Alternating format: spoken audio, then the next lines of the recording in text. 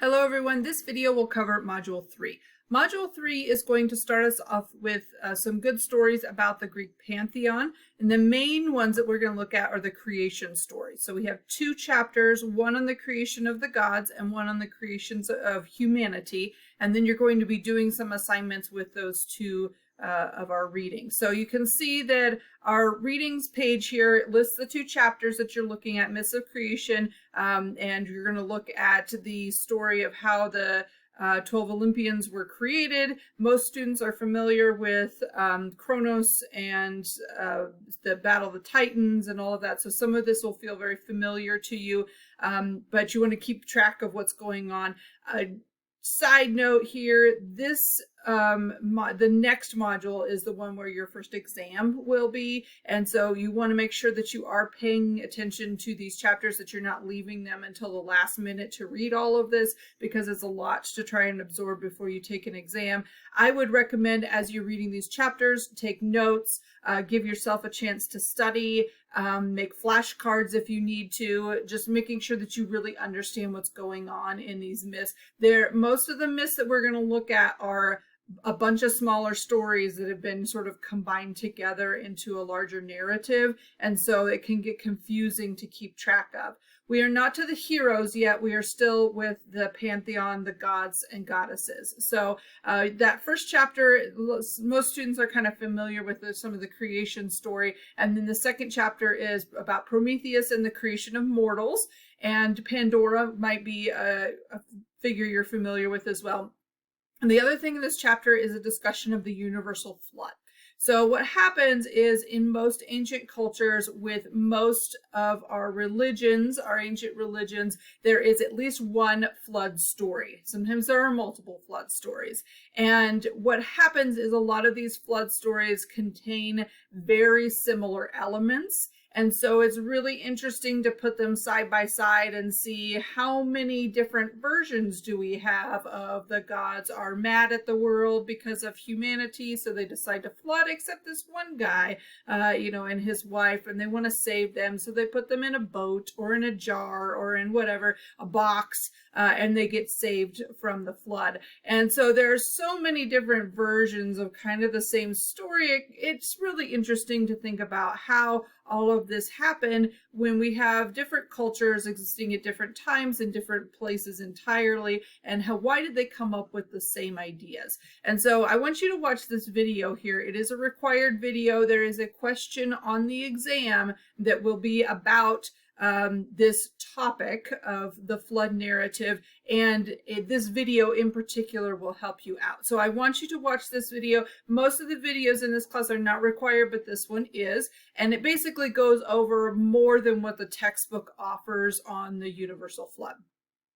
The other thing that I have in here is just a History Channel video of it's the Clash of the Gods series. If you've never watched it before, I highly recommend it. Most of the episodes are Greek mythology related. There are some episodes. There is at least one on Thor, but there's some others as well. But the main ones I think that are really good are, this one is about Zeus. It's just about Zeus, but it's basically the creation of the gods, and then there's another one on the Minotaur, which I think is really good too. And so you get a visual depiction of most of the elements of the creation story. It's not exactly the same as the one in the books. There are some details that they left out, but I think that if you are a visual person and you like to watch videos and that's a little bit easier for you to learn things, then I would highly recommend watching this. And then of course the whole series if you want to. They're all on YouTube.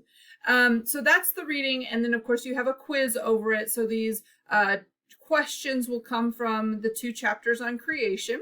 And so again, just like our other quizzes, you can take it as many times as you want to. I would recommend taking them more than once, because it just gives you a better idea of what kinds of questions there are, so you are more prepared for the exam. And then the other assignment that you're going to do is, you'll see we're pairing a lot of times. It'll be a writing assignment with a quiz, reading and quiz assignment. In this case, it's a journal that you'll be creating. You don't have to actually write in a journal or something, but I call it a journal assignment because the idea is that you have entries into it and you'll just type it up in a Word document.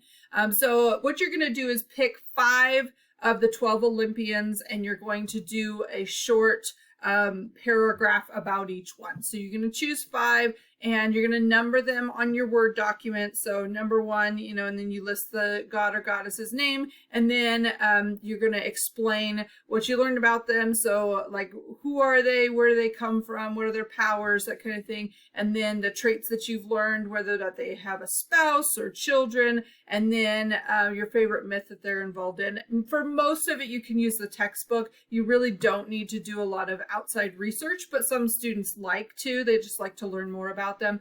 I have a list of the 12 Olympians here, and the intention was that you choose 5 of the 12 Olympians. Those would be the ones that are living on Mount Olympus. That's why they're called the Olympians. However, if you want to pick one of the other Olympian gods because you just think they're interesting and you don't know anything about them, I'm totally fine with that too. The idea is that you're picking gods though, and not a group of people like the muses or something that is not a specific God who has control over something. That's what I'm looking for. So you'll pick 5 of those, and you'll just do Word document, and you'll have 1, 2, 3, 4, 5, and for each one you'll do a couple of paragraphs or one big paragraph about each god or goddess, and that's all you need to do. Basically just giving you a chance to learn more. We aren't going to do a lot of the chapters on the gods and goddesses, so this just gives you a chance to learn more about some of the major figures in the pantheon, and gives you more for when you start doing assignments later on. It gives you a better background and base for your understanding. So that is the unit. If you have any questions, feel free to send me an email at any point. Otherwise, I hope you have a great week.